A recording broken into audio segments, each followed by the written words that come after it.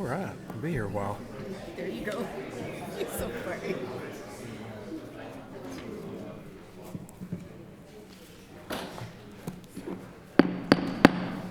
Good morning and welcome to the November the 10th, 2021 City Council meeting. We will begin with the invocation followed by the pledge. If you'll please stand with me.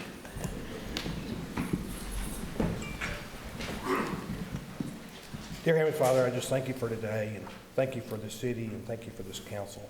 Just thank you for cooler weather and Thanksgiving coming up because we have so much to be thankful for. Lord, I just thank you that COVID seems to be not having a grasp like it's had, and we just ask that it keeps going in that same direction and just keep us all safe and keep our families safe as well. Just once again, thank you for the city, the staff, the citizens. Just thank you for our community. In your son's name we pray. Amen. Amen. I pledge allegiance to the flag of the United States of America and to the republic for which it stands, one nation, under God, indivisible, with liberty and justice for all.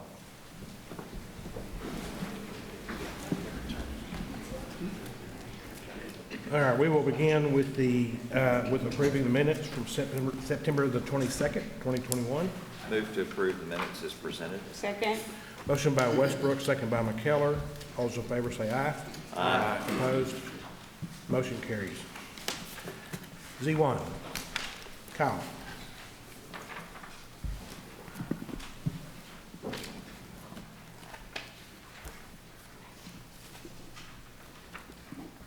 Good morning, Mayor and Council. Good morning. The first item is a zone change request, or a PCD final site plan for an area down at the Cumberland Park area. The applicant is requesting the site plan amendment to establish a final site plan to allow for the development of attached single-family homes on one property. I do have a site plan and renderings of the anticipated product. The adjacent properties are all zone PCD and are developed with, or generally developed with commercial uses to the east, south, and west are currently undeveloped. To the north is the location of a VA clinic. The request is consistent with the future land use guide, identifies it as mixed-use center. It's also consistent with the development standards adopted for Cumberland Park in 2008. As you can see here, the site plan proposes the development of 272 attached townhome units at a density of 5.44 acres. These will all be on a single lot. They will be rental units. And as you can see, many of they're going to be in 6-unit buildings and 4-unit buildings. The purple color is the 6-unit townhomes, and the orange color is the 4-unit townhomes. They will be single-story, and they would have garage units or garage spaces with each unit. Let me show you the. Oh. Actually, I don't have the rendering, but they do have in the parking area there is garage spaces there that they can access. The setbacks from the adjacent or the surrounding property lines is 15 feet, and each structure will be 15 feet from each other at least. The site plan does show the future extension of Centennial Parkway, which would be addressed and planned for at the time of the preliminary plat or the final plat. And it would be a 70-foot wide collector street. And you can see on the south side of the property, and it does show that the street is part of this tract or this development. So that would be addressed at the time of plat. Of the notices that we sent out, we received 1 in favor of the request and 0 in opposition. And the Planning and Zoning Commission by a 7-0 vote recommended approval. Any question for Kyle? Move to approve Z1. Mr. Mayor, first we have a card from Rick Martindale. Rick, we already have a motion. Do you want to speak or let it go? And that's fine. Okay. We have a motion. Second. Motion by Curtis, second by Westbrook. Any further discussion? All those in favor say aye. Aye. Opposed? Motion carries. Thank you for coming. Next request is a zone change from PMXD1 Planned Mixed Use District to PCD Planned Commercial District with final site plan. This is for a portion of this PMXD1 property, the spine and joint clinic. The applicant's requesting the zone change to allow for the development of an automotive oil and lube service station. The surrounding properties are currently all zoned for commercial use and are generally developed as such. This request is consistent with the future land use guide, identifying it as general commercial. The applicant has proposed a site plan, as you can see here, for again an oil and or a quick service station, and they will have 4 bays, and they will utilize shared access to South Broadway Avenue with the medical clinic, as you can see here. The site plan does stipulate that all development standards will be per C1 light commercial district standards. So the setbacks, the height, the uses will all be per C1 standards. The site plan does propose a screening or buffering plan between the medical clinic and the service station there, which will be a solid 6-foot screen of vegetative materials like shrubs up to 6 feet tall along the property line, as well as trees near the back of the property. Of the notices that were sent out, 1 was returned in favor of the request and 0 in opposition, and the Planning and Zoning Commission by a 7-0 vote recommended approval. Any questions for Kyle? Kyle, you mentioned a screen between the medical facility and this facility. What about as it backs up to the neighborhood? Anything right there? Well, they do have a type B buffer yard at the back of the property there. I can show it. Which would be a stand of trees and shrubs. So there's actually a screen there where, because that's not actually adjacent to residential property, that would not be required otherwise. And so this does kind of go above and beyond for that. Okay, thank you. I have a card from Angel Robinson, Mr. Mayor. We've got a card here from Angel Robinson. Come on up. You'll just state your name and address for the record, please. Good morning. I'm Angel Robinson. I'm the applicant, 3000 Internet Boulevard, Suite 570 in Frisco, Texas. I represent Jiffy Lube and Guggenheim Partners, and we've worked with Kyle and his team to put together the site plan you have in front of you, and I'm here to answer questions. Any questions for Ms. Robinson? Nothing? Okay. We're going to let you off easy. You did a good job. Okay. I'll move to approve Z2. Second. Got a motion by Curtis, second by McGee. Any further discussion? All those in favor say aye. Aye. Opposed? Motion carries. Good luck with your project. Thank you. Z3. This is a request for a thoroughfare closure. This is an alley right-of-way just north of Gentry Parkway, between Gentry and Summer Camp. This is actually a leftover of an alley that was closed a couple of years ago, and so they're cleaning this up and abandoning this alley. It's the green portion behind the council district there. Let me get a better picture there.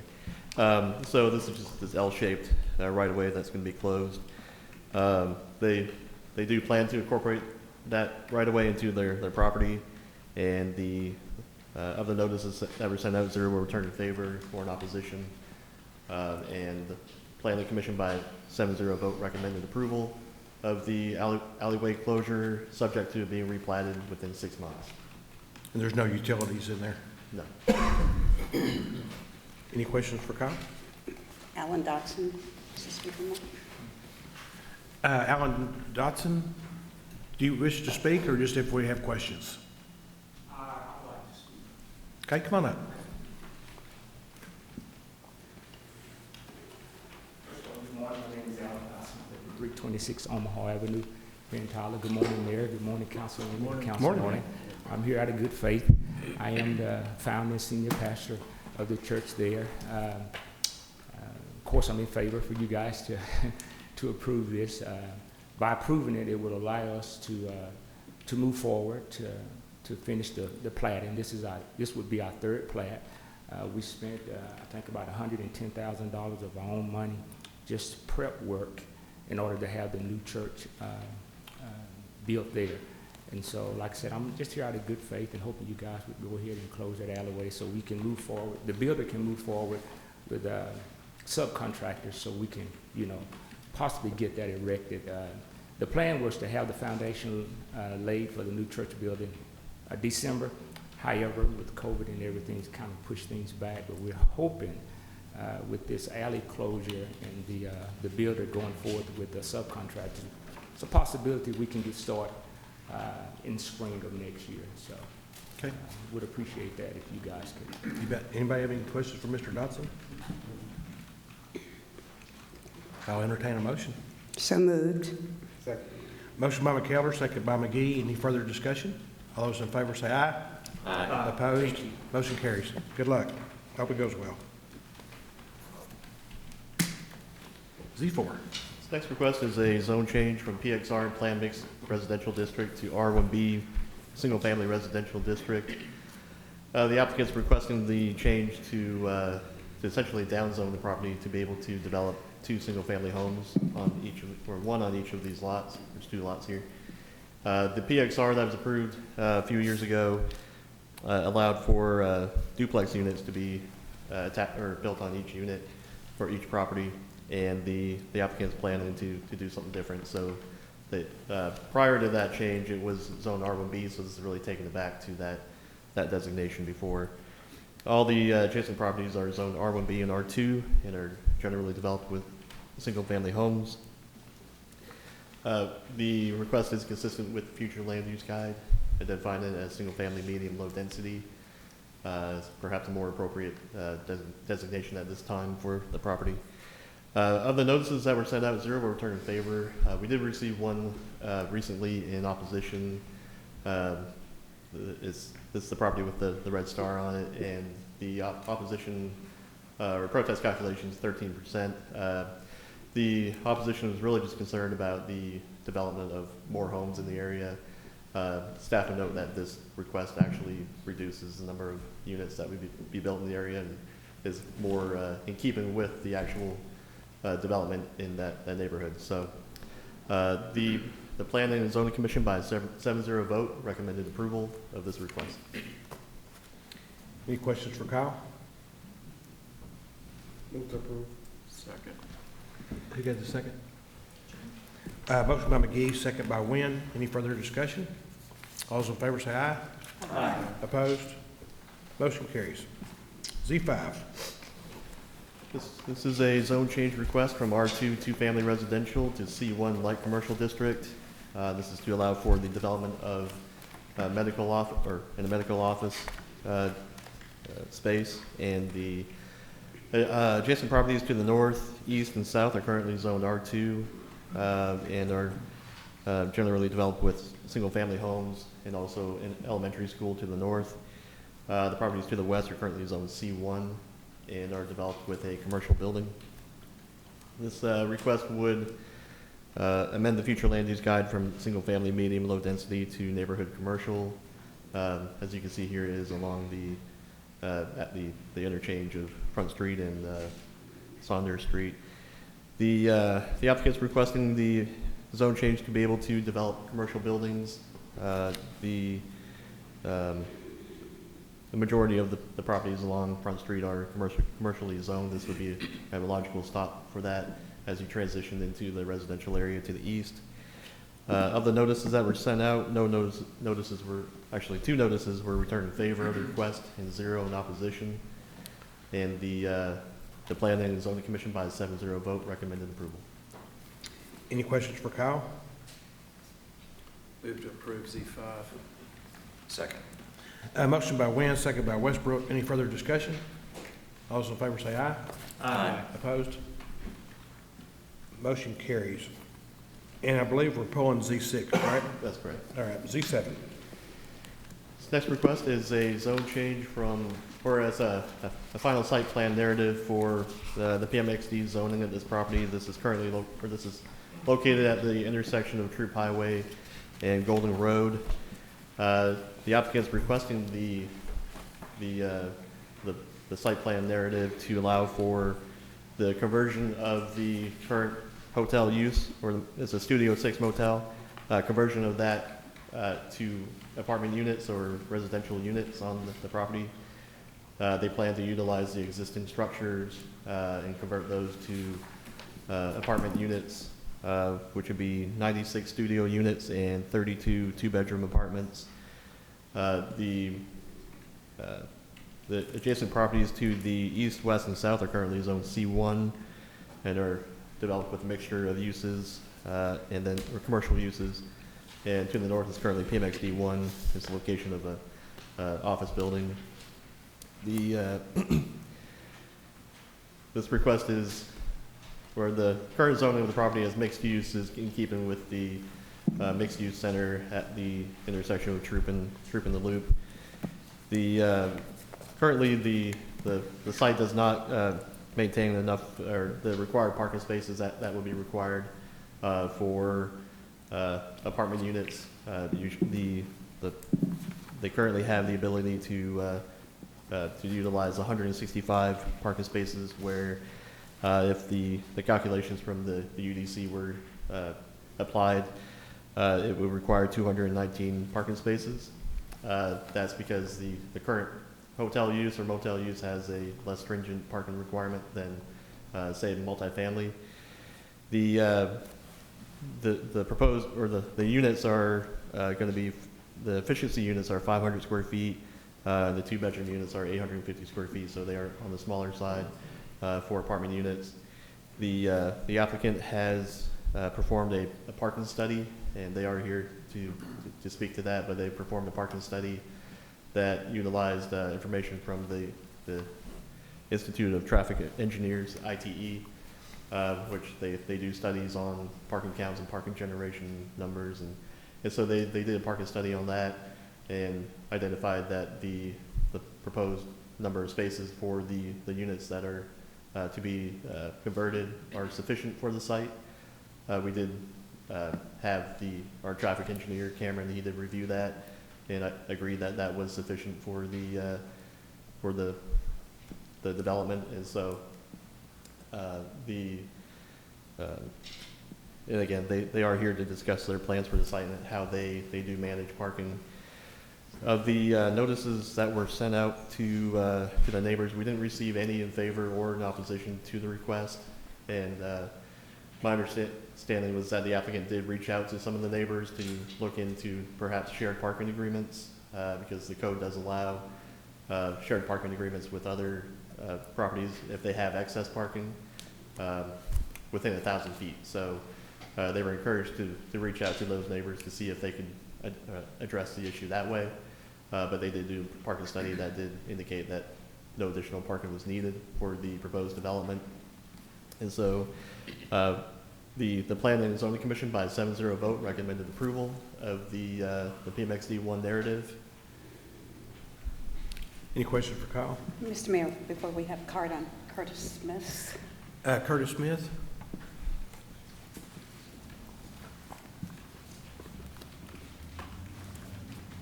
Morning. Good morning. If you can tell us your name and address for the... Kurt Smith, 311 East Chicago Street, Milwaukee, Wisconsin. Thank you very much for having us this morning. As mentioned by Kyle, we are proposing to convert the current Studio 6 motel into a multifamily apartment community. This will be our 5th project, our first of this nature. Exact same property style, exact same unit style. Our first project was in Milwaukee, Wisconsin. Second was in Albany, New York. Third was in Akron, Ohio. Fourth in Jackson, Mississippi. And this will be our 5th project. To the question about parking, that has been a topic at all the properties. Our 2 properties that are finished, one in Milwaukee and the other in Albany, New York, both have actually lower parking ratios. In Milwaukee, for instance, we have 96 apartment units and 104 parking spaces. So we actively manage parking every day at that property. When a tenant signs a lease, we assign a parking space. We manage their use of the space. Unfortunately, if people abuse the parking, we have to tow cars and make them aware of the abuse. That way we are very proactive in our parking management. I'm happy to answer any questions you might have regarding our project. So y'all don't own it now, y'all are No, we'll be purchasing? purchasing it first week of January. Any questions for Mr. Curtis? I do. You've got, Mr. Curtis, you've got on-site management? On-site of that management property? and on-site engineering staff, absolutely. Gotcha. Professionally hired Capstone Management is the firm. Well, I'm excited about the repurposing of this property. Yeah, thank you, we are too. For my district. So with that, Mr. Mayor, I move to approve C7. Second. Got a motion by Westbrook, second by Curtis. Any further discussion? All those in favor say aye. Aye. Opposed? Thank you. Good luck. Motion carries. Good luck. Before we go to H1, can we do one out of order and do R1 first? We'll go ahead and, we're through with you, Kyle, right?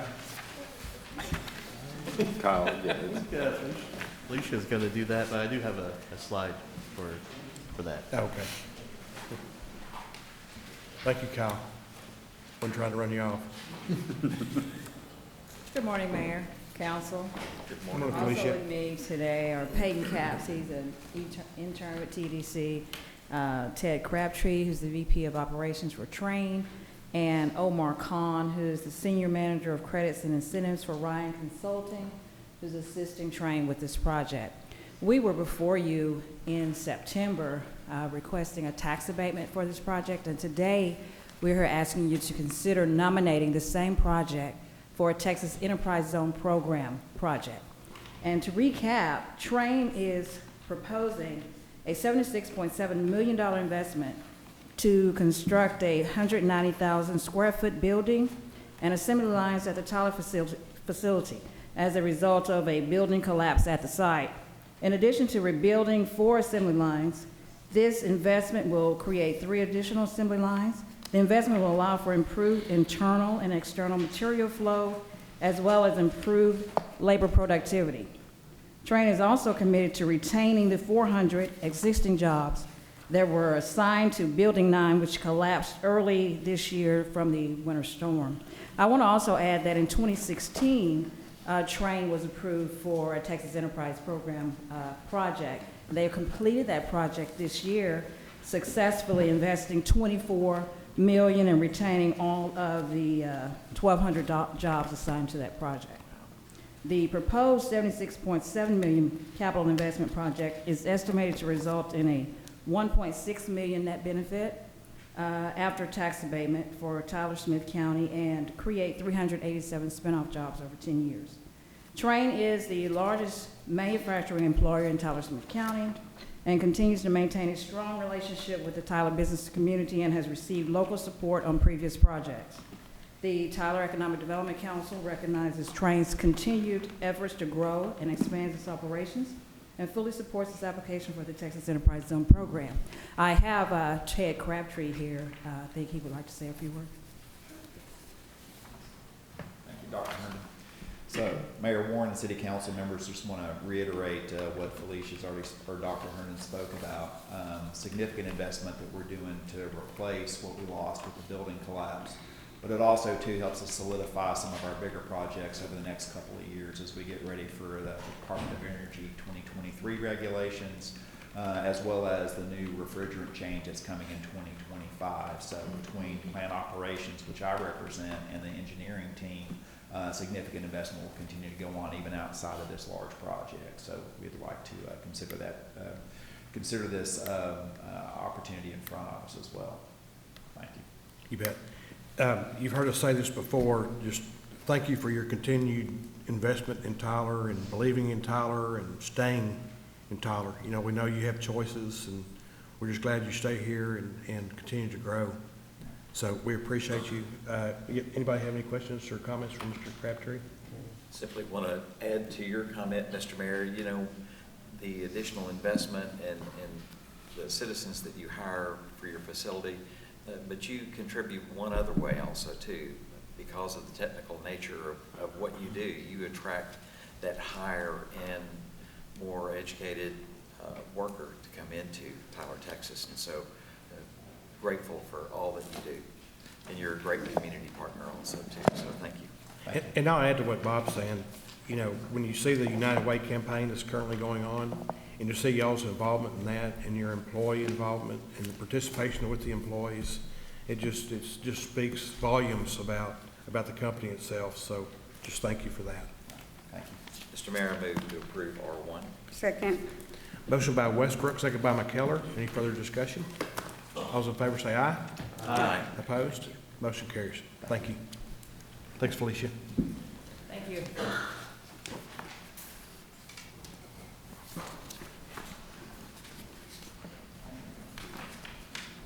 All right, now we're going to go back to H1. Yes, sir. Lance, we're going to make you stay through the whole thing and do you at the very end. I'm working back here. Okay. Good morning, Mayor and Council. We are here back before you on our redistricting process. As you know, we started this process back in October, where the council received a presentation from our redistricting consultant, Philip Arnold, and where the council received its initial assessment and the steps that we have been progressing through for our redistricting process. We've had several meetings since then, and Mr. Arnold is here today for another public meeting and to give us a brief summary of where we are in the process. Philip? Thank you, Ms. Full, Mayor, council members. You can see here where we are in our timeline, in our progress through here. We have had the public comment and hearings. Last week, we had 2. We have, I don't think we received any written comments, did we? Or maybe a few. We had a couple of comment cards. A couple of at comment cards. Yes, okay. at And both we had of them. a couple of speakers as well, I remember. That's correct. And so we've taken those comments into account, and we're at, right now, in our timeline here, the second drawing workshop, so second from the bottom. We're currently on track to adopt a final plan on December 8th, although we can, move that forward or backwards as you all choose. And just to kind of recap for the public, I know you all have seen this presentation before. We'll just recap where we are. So these are the existing council districts. This is the existing data for those districts. So you can see the population is out of balance by the deviation we've talked about of 17%. So District 3 being the smallest district and District 5 being the largest district. This is the same information discussing voting age population. Again, it generally tracks your smallest and largest districts as a percentage of the population. And then we have our thematic maps. This is a map showing the relative population of Hispanics within the city and the relative population of African Americans within the city. And then we have the what we're calling the illustrative plan 1, which is the map we have looked at adopting. So this plan puts the city back in balance for purposes of compliance with the United States Constitution under one person, one vote. So it brings the deviation down. So you can see the major changes between districts 2 and 3. And then here on the, so we have change here, 2 to 3. So the red lines indicate the current district boundaries and the shading indicates the new proposed changes. Another change is right here with 2 taking some territory from 4 and 1 to essentially make up for the territory it gave 3. And then a little piece down here that really it should be in 1 just because it's contiguous to it. And then the final change is over here with 4 gaining some population from 5 in order to make up for some of the population it gave to District 2. And then we try to draw these lines based on neighborhoods, major boundaries, major roads and streets, to try and keep neighborhoods together as much as possible. This is another version of that plan. You can see it's a little thicker line, so maybe a little easier to see. This is what the population of Tyler would look like if we did adopt the plan. You can see the overall deviation at the bottom is 9.06%, which is under the 10% deviation allowed by the Supreme Court. So that would put the city in compliance with one person, one vote. And then you can see the population breakdowns of there in the second column under persons.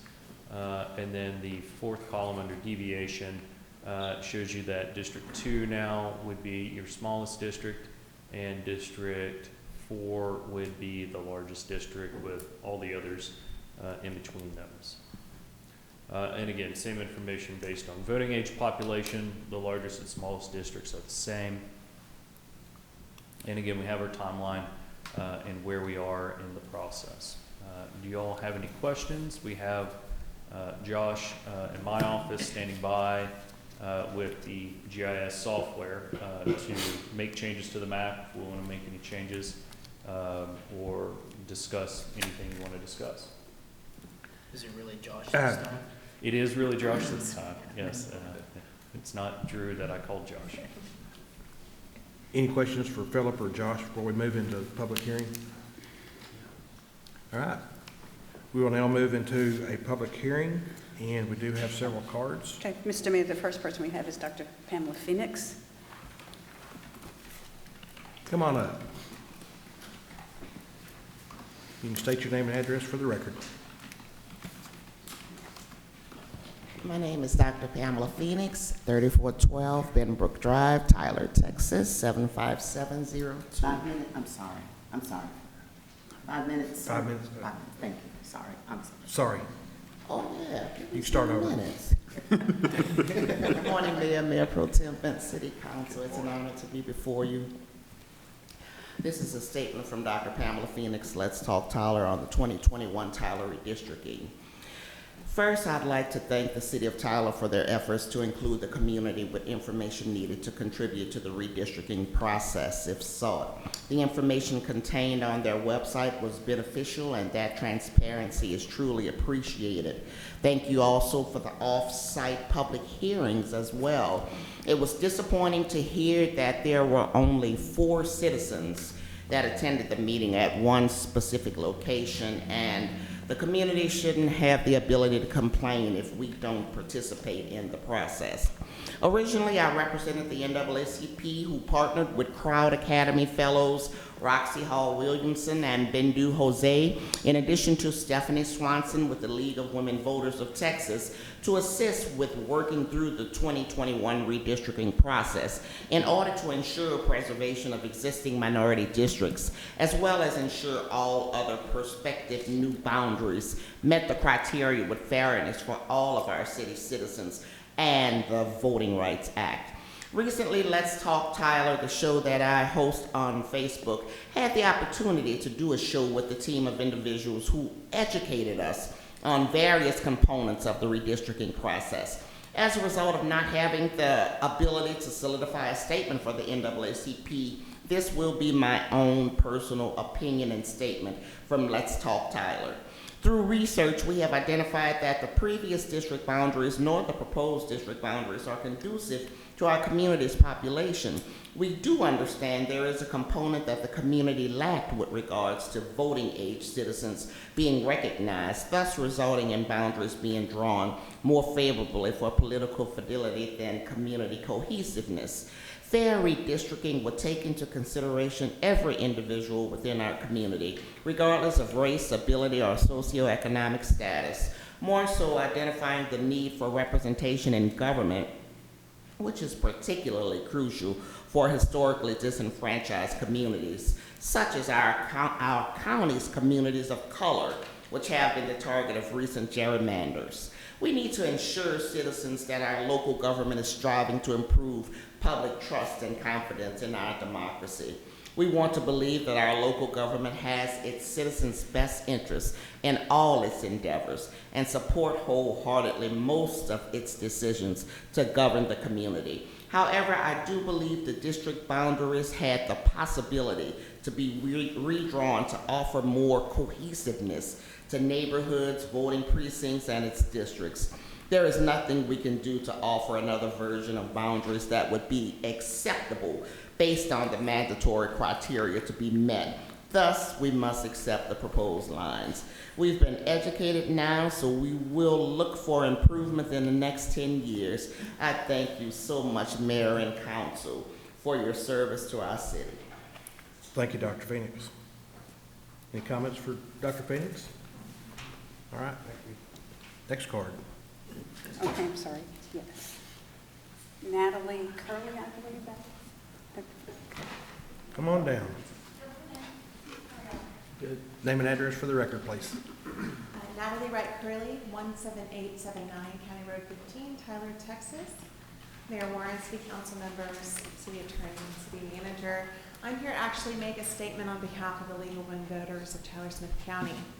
Before I do that, I'd like to make a note of some census data that I think is very important for our city and important for y'all to keep in mind as you move forward. 2020 was the first time the census counted Tyler's population as having no majority race or ethnicity as the total population.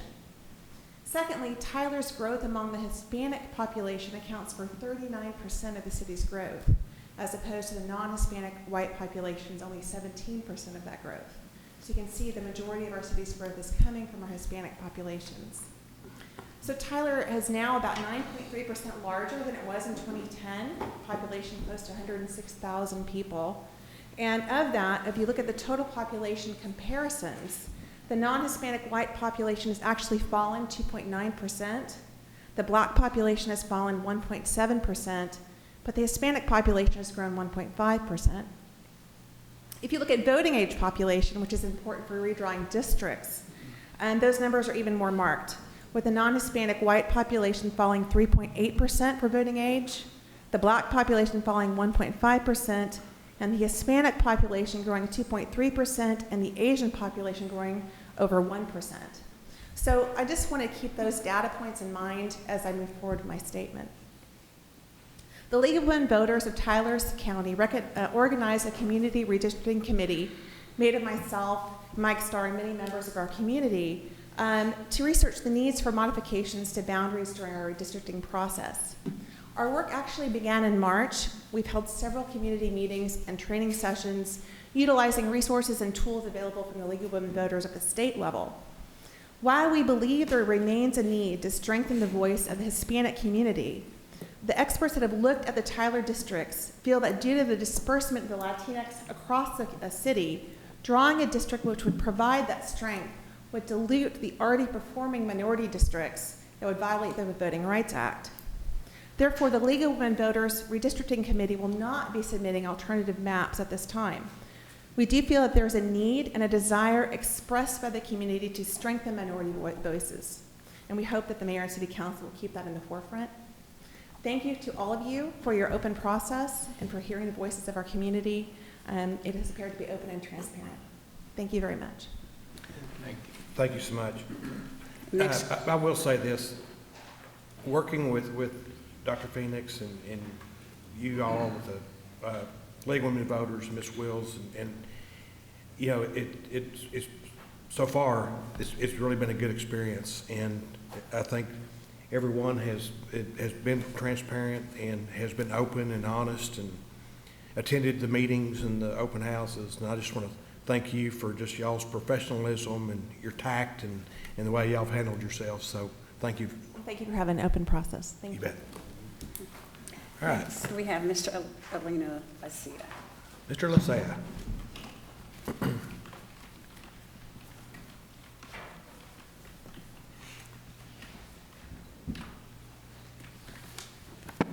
Name and address for the record. Elena Lisea, 1201 Belmont, Tyler, 75701. No, when you get through, am I going to say how nice you are too? I don't know that you've ever said that about me. At least not during the campaign. Dear Mayor and Council, I'd like to submit the following written statement so that it may be in the public record as you are requesting comments in writing. For the past few months, I have attended virtually every meeting on the redistricting process for our city. I have given many comments and offered many options on how to make the city council districts more competitive for Hispanic candidates. Please note, it is not my intent to stack the cards in favor of a Hispanic candidate, but simply allow the district to be more competitive for such a candidate.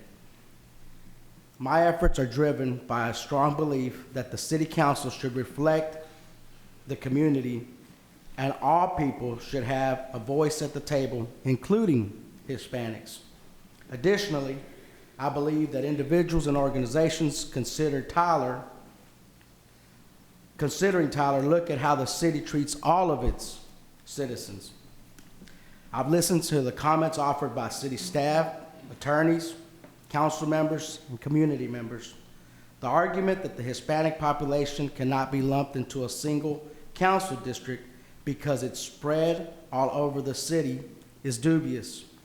Your own demographics indicate that most of the Hispanic population is in the north and east side of Tyler. In fact, by approving the proposed maps, you will be dividing the Hispanic vote. The proposed maps will need to stand up to legal challenges in the courts. By drawing a regressive map, you're putting the city in a difficult position and inviting legal challenges.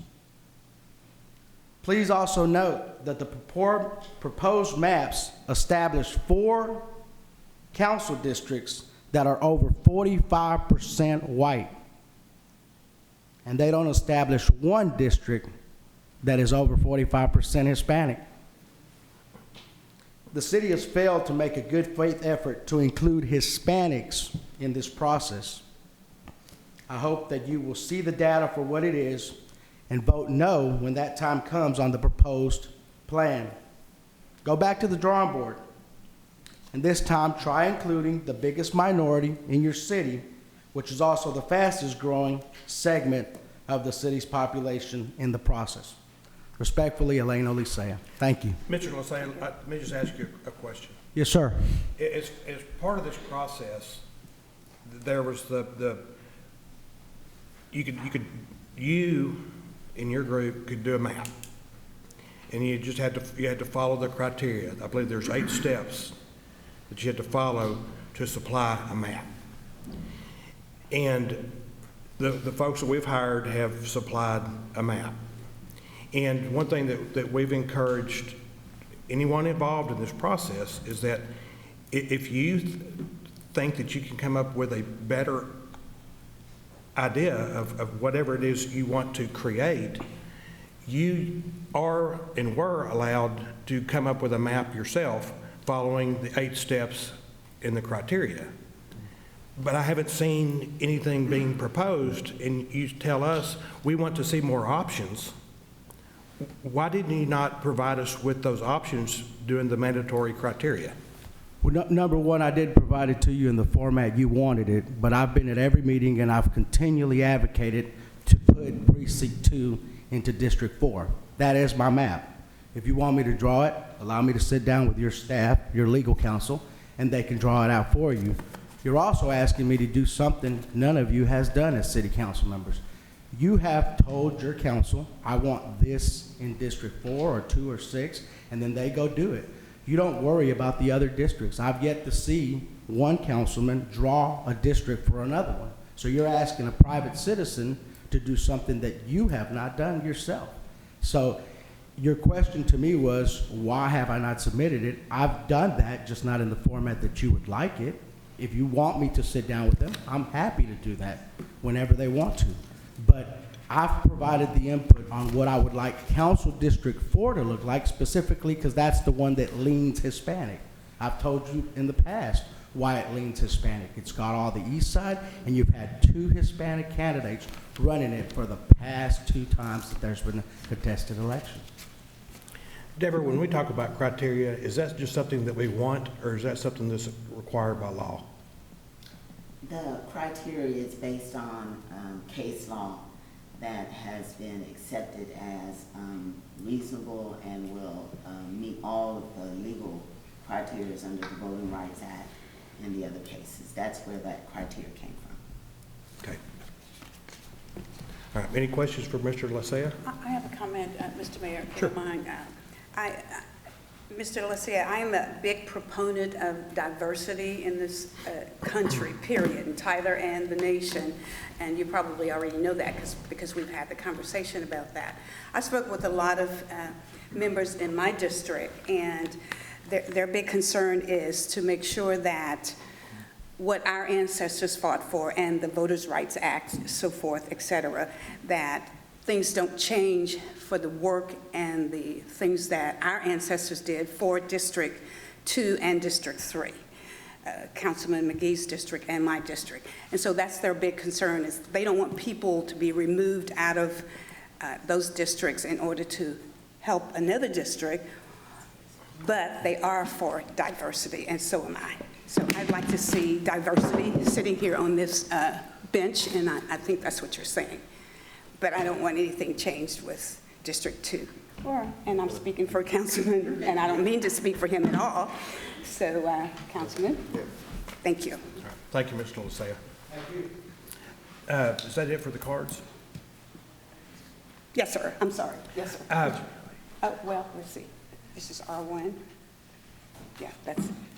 I'll be more than happy if there's anyone else here in the audience that would like to come up and speak to this item. Even if you haven't done a card, you're more than welcome to come up and speak. Anybody wishes to speak? Going once, twice?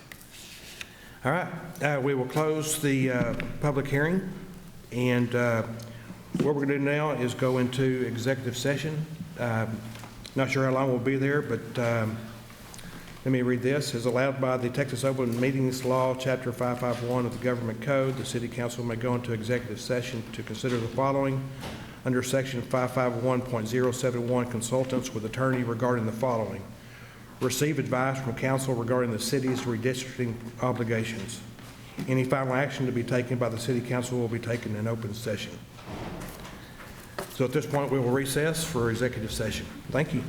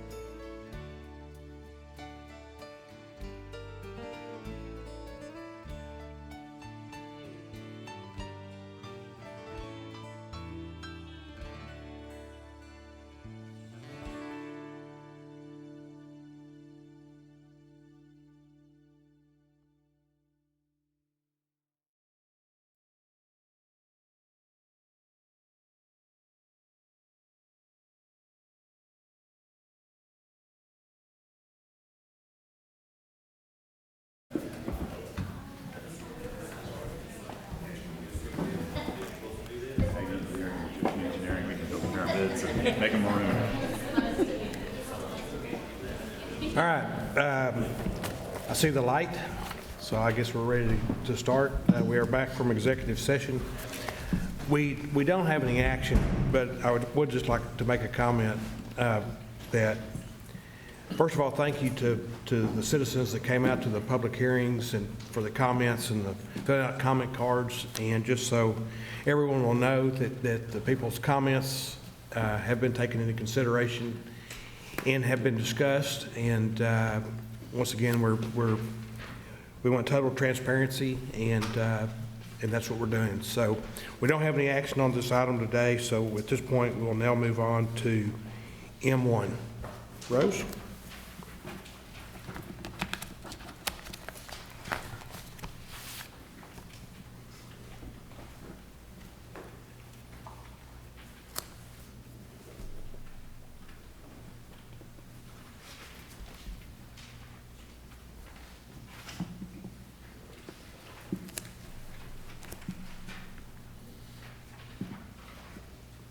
Good morning, Mayor and City Council members. My name is Rose Ray, the HR manager. Lance Finley with McGriff, our benefit consultant, is here to present agenda item M1. Agenda item M1 is requesting that the City Council consider authorizing the city manager to execute the renewal of the medical and pharmacy stop-loss contract to Berkeley for the calendar year starting January 1st, 2022, with an estimated cost, and we budgeted $704,805. I would like to introduce Lance, and you will need to take a vote on this agenda item. Thank you. Thank you, Rose. Thank you, Rose. Mr. Mayor, members of City Council, Lance Finley, good to see everybody. You know, this is a topic of discussion over the last 3 to 5 years, so we thought that was important to come and present to you. Stop loss insurance, as a reminder, we're self-insured. So the city utilizes Health First to pay our claims. Claims over the amount of $375,000 on any one individual. It's a high retention. We take on a lot of risk ourselves here at the city. But any claims over $375,000, of which we have had some since I've been working with you, Berkeley, the incumbent, and we've had other insurance carriers before them, picks up the cost over and above that, and they send any amounts over that $375,000 back to the city in the form of a reimbursement. We do have to, it's an annual contract. They're 1-year contracts, so we have to execute new agreements with them every year. So that's what I'm here to do today. As a reminder, we did go out to bid for this, fall of last year, 2020. We are asking the council, as Rose mentioned, to execute one of our 2 renewal agreements that we have with Berkeley, and I'm going to go through those details. So we requested a proposal for stop loss, as I mentioned, September of 2020 for an effective date of January 1st, 2021. We did go to 19 insurance carriers. There is that's one good thing about being self-insured. On the fully insured market, we have very few insurance carriers out there: Blue Cross, United Healthcare, Aetna, Cigna, mainly the 4. But on the reinsurance market, we have a lot of options. So we did send it to 19 carriers last year. We did get 4 quotes, and we ended up moving. The City Council approved moving to Berkeley. We had been with Berkshire Hathaway the prior year. And we did move to Berkeley. You see at a 15.5% increase. That was 11.61 on a fiscal year. Once again, in line with national trends and budgets. And we talked about that last year at the council meeting. So we do have, as I mentioned, a $375,000 deductible, a 24/12 contract. Just in layman's terms, that means that next year, if you approve this budget item or this agenda item today, next year we will be protected for 2022 And then we'll also be protected, it's a 24-month front end, so any claims that were incurred here in 2021, but paid next year, those will be covered as well. We do have a no new laser at renewal contract. Just as a reminder, a laser is when a stop loss carrier is essentially, for lack of a better term, they're de-risking on a specific individual. So we're at $375,000. What's becoming more common in the reinsurance market is they will look at certain individuals and go, well, we don't like the risk on this individual, so we're going to laser them out of the 375 contract and put them at a different number. What we're asking for approval for is that we remain in that what's called no new laser at renewal contract. They did laser one individual, but that they did that in 2020 for this year, but they can't put lasers on anybody else. So it's a contractual provision that we recommend, and we're recommending y'all keep that for 2022, even though they've kept the laser on the one individual that was lasered in 2021. So any questions on, laser? I know that's all just, it's a lot. It's very confusing, but it's once again, if there's a known risk, typically they want to get out of that risk if they can. Go ahead, Mayor. So, in layman's terms, yes, sir. You're buying insurance on your insurance. So you got your stop loss at 375. Above that, your carrier, Berkeley, pays. Yes, sir. But this second premium pays for what goes over the 375. Yes, sir. Exactly right. Exactly right. We're paying the premium numbers I'm about to give you are what we pay as the city to basically offset that risk to somebody else over and above the $375,000. That makes sense. All right. So this is our first of two renewals. The preliminary renewal, and this is good. We were able to negotiate with them. The preliminary renewal came right in at what I would say are national trends, 15%, or the national trends. They came in at 14.82, but we were able to negotiate that renewal down as your consultant to 8.68%, and I'm very happy with this renewal. Y'all are really. I have 16 self-insured customers, and I would say you're on the lower end of, most of our renewals are coming in at that 12 to 15% range. So we were very happy with that. We're actually going to continue the contractual provisions that we had here in 2021. As I mentioned, there is one individual that will continue to be lasered at $575,000, but they will not be able to do that to anybody else on our policy, and the maximum rate increase they could give us at renewal, which sounds crazy, and 5 years ago I would have laughed at showing you this as a contractual provision, but they can't give us a rate increase over 55%. 5 years ago I was telling my customers that that's ridiculous, that we'll go find somebody out there that would do that, but we're seeing large claim severity, specialty drug usage, where we're seeing claimants reach $1 million pretty easily. So it's a crazy world out there in the claim severity and what we're seeing. So once again, this is a good contractual provision. I put the numbers together for you on a spreadsheet, hopefully bragging a little bit on our value as well. It looks like if you look at the monthly and annual premiums, the negotiation warranted about a $40,000 reduction that we were able to do. They were going to give us roughly a $96,000 increase. We negotiated that down to $56,000. And Mayor, to your point, the $701,000 in premium is what we pay on an annual basis, so that they will basically take that risk over and above the $375,000. And it will come into play, and it has come into play on the council memo in 2019. We had $682,000 in claims over the 375,000. And in 2020, we had 371,000 in claims over the 375. Lucky right now, this year to date, Rose and I were just looking at the claims, and we're doing very well this year. We're expected to, pretty much have everybody below the 375. So we're having a great year.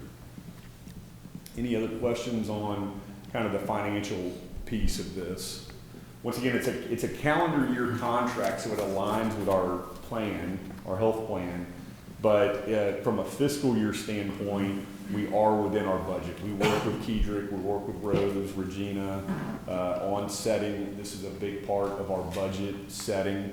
So starting in, when we were presenting budgets to you in, July, August timeframe, we had accounted for, at least a 12% fiscal year increase to the budget for stop loss. So we're underneath that. If you have if you do have a year 0 claims on the stop loss, I mean, is there any chance reality that you have a flat year, or is it always going to go up something? No, Councilman, great question, and yes, there is the ability for us to have flat renewals. Okay. I had a couple of customers. I had one customer that had a flat. They're pushing in about 1.5 million in premium, so about twice the amount that we are, and they've had very low to no claims, so attractive. I would say that, if we keep our trends going how we have been, that we could see improvements in our renewals. I just think, as a rule of thumb, we need to be thinking 12 to 15%. Because it's a market where we could have 2, 3, 4 great years in a row, but we could have a horrible 5th year where they lose basically all the profit that they've made, in the couple of years that they've had good years. So it's a very volatile market. They certainly, Berkeley values our business here, but they could also have a couple of claimants that exceed, and they lose a lot of money in a certain year. So, but short answer, yes, we will continue to strongly negotiate and advocate for y'all. And I'd love to present a 0% to you next year. That'd be great. Nice to see.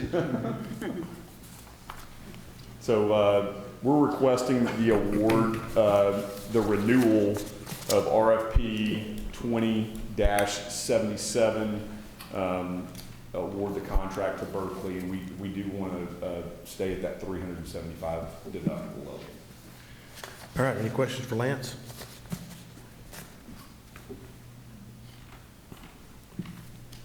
Anybody want to stick their neck out and make a motion?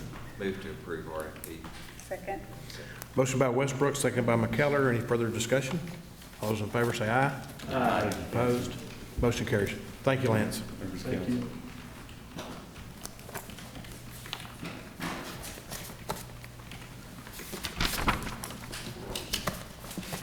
Cassandra.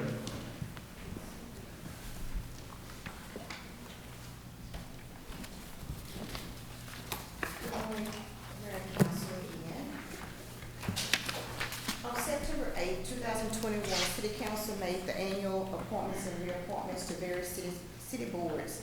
And at that time, we did not receive enough applications to fill all boards. So at this time, I'm asking council to make appointments and reappointments to various four city boards that we did not receive enough applications for. So the first board this morning is the Board of Adjustments. We have still 2 positions on that board, but we have one applicant that would like to be appointed to that board. Question. Questions for Cassandra? Yes. Ms. Ruby Kendrick submitted a application, and I don't see her name anyplace on any. For this particular board? What? I think she submitted for that particular board. Ruby Kendrick? Yes, ma'am. Okay. We'll go back and make sure of Okay. that. After this one, we will have one position available.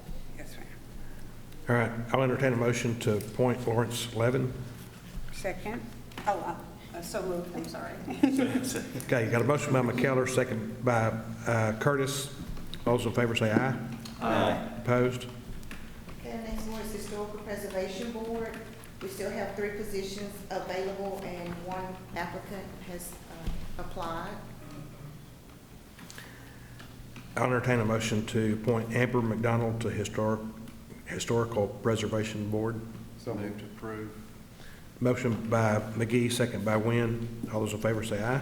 Aye. Opposed? Motion carries. Library Board. Library Board, we have 1 position, and Ms. Cynthia Bennett would like to return or be reappointed.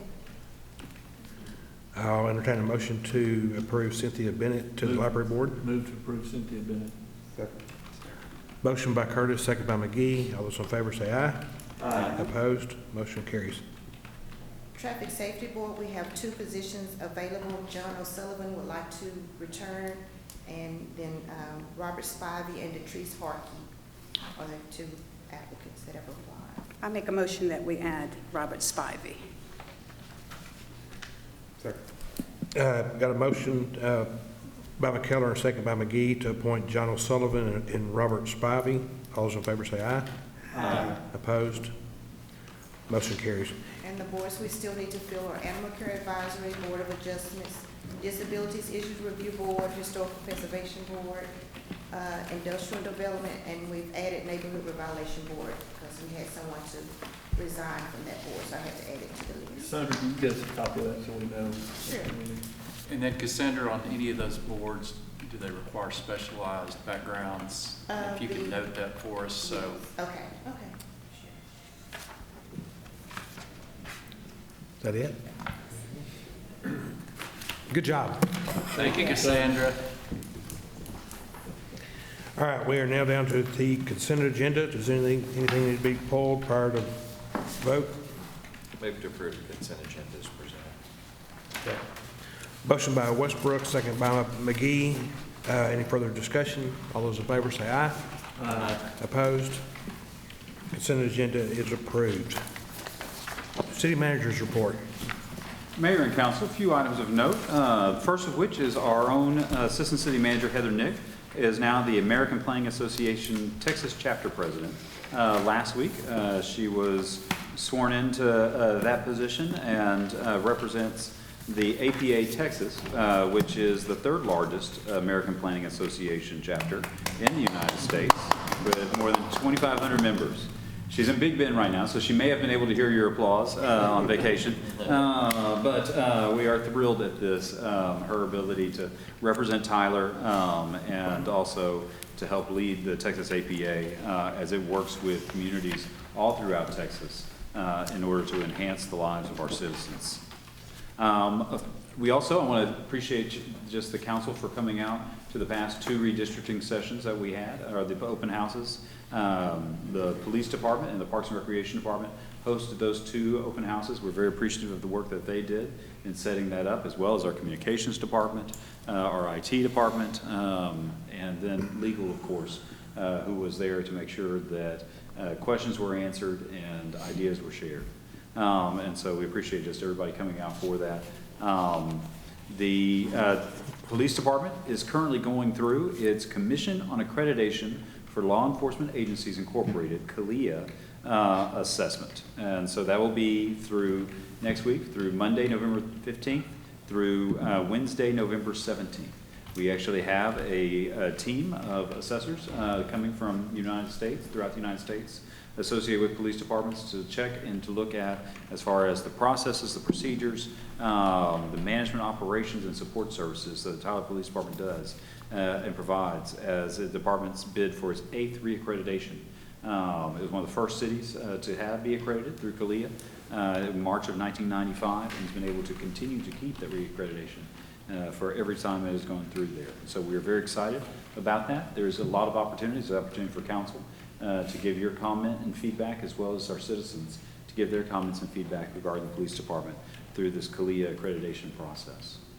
And then finally, on the Rose Complex, you're seeing quite a bit of dirt continuing to move over there. And then on Friday, you'll actually begin to see pouring for the Conference Center Foundation. They've been able to go out there. Earthwork was about 70% 70% complete as of last week. I think they've been able to a lot further along this week. And then also they've been able to get the grate beams and footings installed for the new conference center and begin as far as pouring for this Friday and then for next Friday as well. And so it's coming along, and so it was one thing to see all the demolition occur, and now to see the construction begin is a very exciting phase. And so with that, Mr. Mayor, I turn it back over to you. So everything's still on schedule? Everything is still on schedule, but I always say, don't get too excited. Don't count those chickens before they hatch. I'm counting. Any other comments for the city manager before we adjourn? I do. I've got one comment, and I participated or went to Frisco a couple of years ago whenever police department went through this last CALIA certification. And I want you to know, if any of you have ever been through these brand or national certifications for any organization, you know how time and manpower and financial onerous as they can be at times, but the rewards are what you see day to day in the quality of our police department. And so, Chief Toller, thank you for you and your team and all of the officers that serve the citizens of Tyler for your efforts. So, anyhow. All right. And I also want to say, that actually reminded me, as I was looking back there, I saw Chief Coble, and thank you to the Tyler Fire Department for their providing our Veterans Day lunch. And we appreciate as far as the council attending that and coming out. And so it's always a good time. And I want to add, personally, I thank you, even though I was not able to attend because of having surgery on yesterday, but thank you for that, always to honor veterans and their service. All right, I'll entertain a motion to adjourn. So moved. We are adjourned. Good job, Bill.